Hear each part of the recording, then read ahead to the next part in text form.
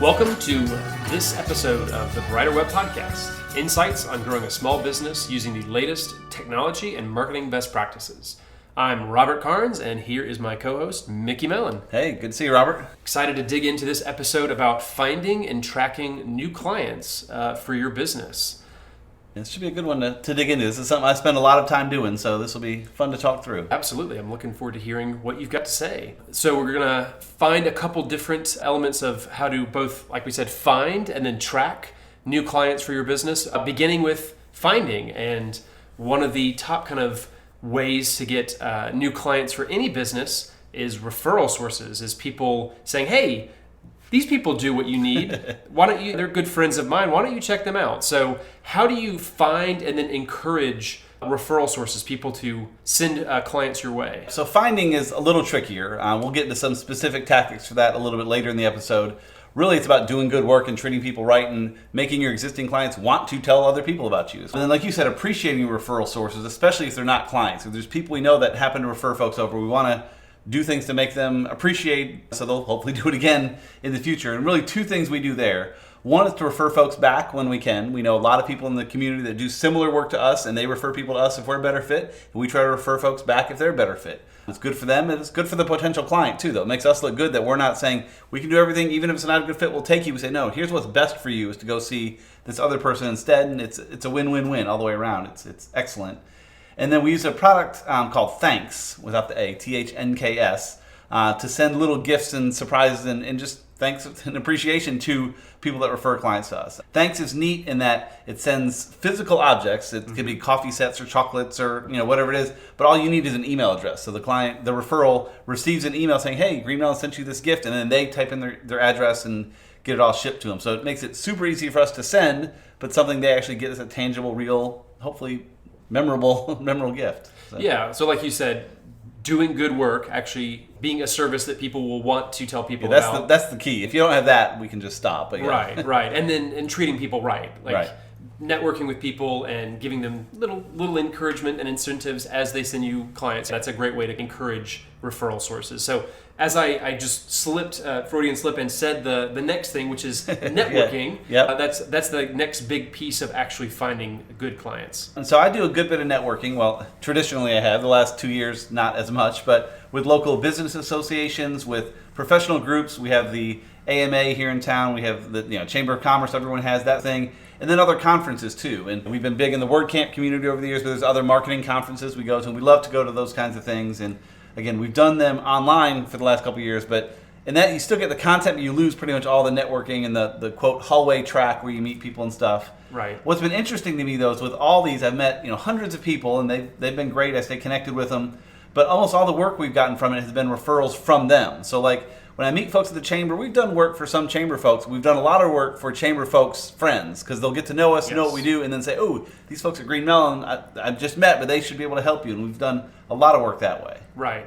So when we said the word networking, which we've said a few times now, some of the listeners may have just cringed, right? Because networking can be a dirty word, especially during a pandemic. But even before that, people don't like to necessarily go to trade shows and all that stuff. So what would you say to the person who doesn't like networking, or maybe doesn't think they have enough time to do it properly? I think in that case, just focus on conferences then. Go to a conference to learn, and networking will be just a side benefit of it. The person you sit next to in the session, you'll get to know them and see what they do, and that's another collection to add to your LinkedIn and someone you might keep up with over the years. So networking events like chambers of commerce and stuff, they have things you can go and learn from, but they're generally go and swap your business cards, and hopefully over time you build some relationships. But I agree, it can be icky at times. If you go to a WordCamp or just some show that you're going to enjoy and listen to the content, you're going to learn stuff, which is the main reason you go. But then as a side benefit, you're networking while you're there, and that helps too. Yeah, I say that almost a little bit for my own sake, because that falls into my thing. I do a fair bit of networking myself, but I'm very introverted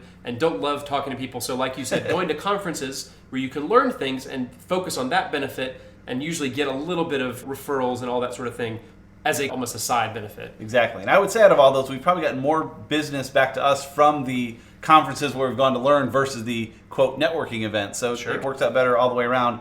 I just like the networking events because it's a different group of people. I like to meet a wider variety of people. And I've bought things from people at networking events too. I've met some great plumbers and just random folks there, but you meet good people, it benefits everyone. It's true. So we've talked about referral sources, we've talked about networking. The next one is SEO in your business's website. So SEO, search engine optimization, getting your site to rank well in Google, it can be a great thing. Increasingly difficult to do, but it's letting your website work for you. It's letting it be your salesperson 24/7. And we'll talk a bit about that with content, because I think that drives it for the most part. But it's a passive thing and can be a good way just to bring in a few more leads. Like you just mentioned, the first two we talked about are a lot more active. You're reaching out to individual people intentionally. With your website, it's a lot more passive. You're almost just putting a net out there in the right place, hopefully, and catching some people as they come along. But some businesses, if you put a contact form on your website and hope the right people show up, some people may not be getting the right people, right? They may be getting those form fills, but it's spam or it's businesses that just don't fit with their right skill set. So what would you say if your business is getting leads through your website, but it's just not the right people? Well, you said spam first, and so I think that's a separate piece. And there's spam prevention you can do, and there's some spam you just have to accept. I've always said the more you do to stop spam is going to make it more difficult for legit people. So we can just allow a little more spam just to make it easier for the legit people. Right. You're really talking more about people that find you and say, ooh, I want their service, and they're maybe not the right fit. Right. So I see two things that can help with that. One is to tighten up your messaging. So when they come to the site, they should say, ooh, that is just about me, or, that doesn't sound like the problem I need help with. So the better your messaging, the better you can be. And that goes back to the trade shows and stuff too. If you have a solid message and you can say, hey, here's what we do, here's the problem we solve, you're more likely for a person to say, oh, I have a friend that needs that problem. The other thing you do with your website to help curb the wrong people reaching out is to ask some more difficult questions on your contact form. So our main contact form is fairly loose, but then we have most clients fill out a second form that's a little bit longer and ask some pretty tough questions. And if they're not willing to take the time to fill out those questions, we're talking 10 minutes maybe to fill it out, which is long for a form, but very, very small in terms of engagement.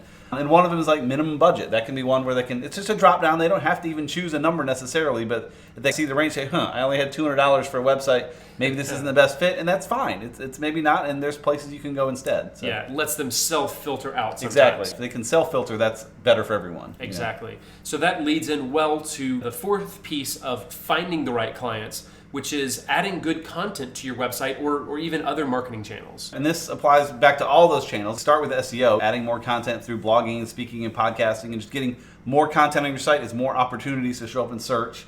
You have social and email and those sorts of things. They tend to be a little more promotional than inbound, but can help all tie together into your marketing funnel. And so really everyone should have a marketing funnel to some degree where they're finding a lot of leads out there and slowly whittling down to get the right people that's a good fit for both parties.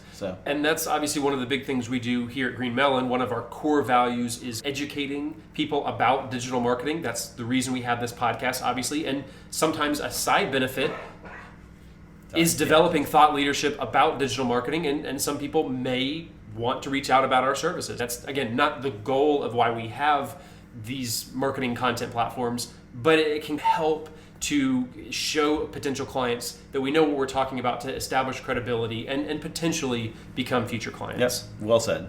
So the second half of this, we've talked about finding the right clients. The second half is tracking those clients, is keeping up with them, how many potential clients we have, how to follow up with the right ones. So the first piece that you want to mention here is forecasting that potential revenue. How much are those potential clients worth to us? We teased this a little bit last episode, but this is something we spend a lot of time on, is just figuring out what our potential future revenue looks like. And so part of it is to figure out what the value of a potential client could be. To even begin to weigh, you got to figure out what that looks like. And that's difficult enough. And really for us, it falls into two buckets. It's one, hey, they're interested in maybe building a big website, so that's just a dollar figure we can put down. That's pretty easy. Finding the numbers, a guessing game, and I don't try to get too precise here, but just put a number down. Or if it's someone, hey, they may come now start spending $100 a month with us if they sign. So, okay, I usually give it a year's value. So, okay, that lead then is worth $1,200. Mm-hmm. Again, that likely be around longer than a year, but at least gives us just a place to start. Again, I don't want to get too granular trying to figure out these numbers. I spend a lot of time fine-tuning these numbers that can't be fine-tuned until we get further anyhow. And then in our system, we also track the odds of a win and track that metric. So, for example, if we had a client that, if we're going to build a website, it was going to be $10,000, and after the call, my business partner, Allie, and I talk and say, that one felt pretty good. We have an 80% chance of winning, so 80% chance of $10,000 is a weighed value of $8,000, and we look at that going out. We weigh all of our leads, and we have software that does that for us to some degree, that We do the weighing, but it does all the math, so we don't have to do that. We'll talk about those in a minute too. But we look at that number too, so we can look ahead and say, okay, in the coming months, we have opportunities that add up to, say, $100,000, and weighed, it's $62,000. So, okay, is that better than normal? Is it worse than normal? And just kind of have an idea of what that potential revenue looks like coming in. There are different business philosophies and sciences behind estimating the customer For sure. lifetime value, but some of it's going to be a little bit of guesswork because it's predicting the future, right? There's no perfect way to get that, but it helps to get a sense of how much potential revenue you have in your pipeline. Right, and again, in our case, it never just adds up. We don't say, oh, we're going to probably win $62,000 and next month we get $62,000. Like, it's never even close, because some of those will go into future months. So for us, we just compare that metric not to what we got, but to what that metric was last month and the month before. Like, hey, a month ago we thought we were going to bring in $62,000. Now it looks like only $28,000 in the next month. That's lower than we normally are. So maybe we need to drum up more business. Or it was $62,000. Now next month looks like $190,000. If we get all that, that's going to be more work than our team can handle. So let's kind of stretch it out or dig deeper. It just gives us metrics to compare to ourselves to see where we're heading. Well, if you actually hope to win some of that business and get some of those new clients, you actually have to follow up with them and actually have to, poke them on the shoulder and say, hey, remember us? We can help you out. So what are some of the best ways for you to actually follow up with what you call interested leads? So an interested lead is the first important part. We don't do any cold emails. No one likes cold emails, and so I don't want to be the person that does something that no one likes. So an interested lead in our world is someone that's reached out and specifically said, hey, I'm interested in your services, let's talk. And that doesn't mean they're going to respond to every email though too. So we got to make sure we stay in touch with them. So I try to find ways to follow up without being obnoxious, which I'm not obnoxious. I don't think that's the problem, but I also don't like following up saying, hey, just checking in to see if you want to buy, like we talked about, because that doesn't do much good either. So a few things we do. If I meet someone at a conference or somewhere that's not necessarily interested, again, I'm not going to send a cold email pitching them, but I'll add them on LinkedIn and hopefully they'll see our content and perhaps become interested.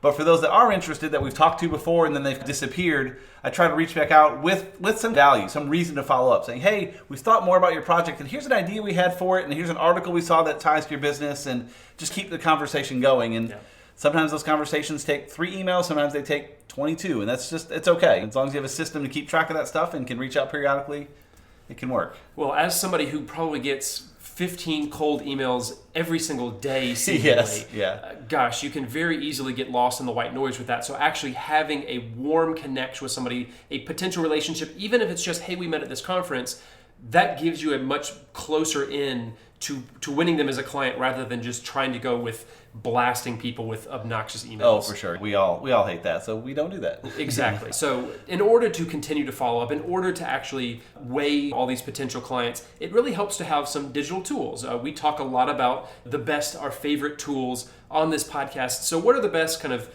tools that you would recommend when it comes to tracking and weighing leads? Yeah, so there's a lot of them out there. HubSpot's probably one of the most popular. They're an expensive platform, and they have a free CRM tool for this. I don't quite like the way it handles some aspects of it, but it's a powerful system. It's free. It's worth checking out. If it's one you use, more power to you. For a while, we were using Notion for that. And Notion, if you're not familiar, is kind of a build any database you want platform, and we built a cool one there. If you reach out, we actually have a free template for that if you want to use it there, and it worked pretty well. Notion's great. Notion is cheap. It's $10 a month or something, and then adding any of these tools is free to it. Recently, though, we switched to Pipedrive, which is a little more expensive, but still, it's like $33 a month per user or something like that for the middle tier. And it just does a good job of keeping all the things in place. You can set reminders. I want to reach back out to Robert on X date. You can put in the weight amounts. You can run reports and just see all that without too much extra work. It does a lot of the heavy lifting for you. Yeah, so. And as we say, for any of these tools, the right one is the one that you're going to use. The right one is the one that's going to help you save time.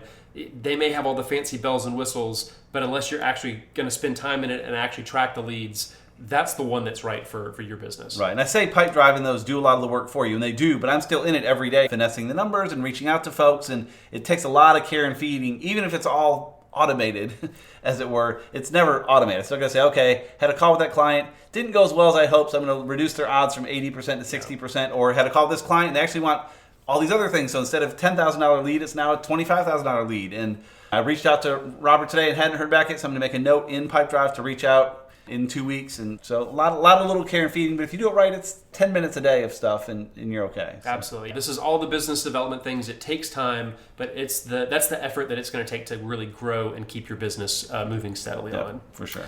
So thank you so much, if you have been, for listening to this episode of the Brighter Web Podcast, brought to you by GreenMellen, a digital marketing agency, to help you and your business keep up with the latest digital marketing trends. Check us out at greenmellen.com. You can also find show notes and more episodes at abrighterweb.com.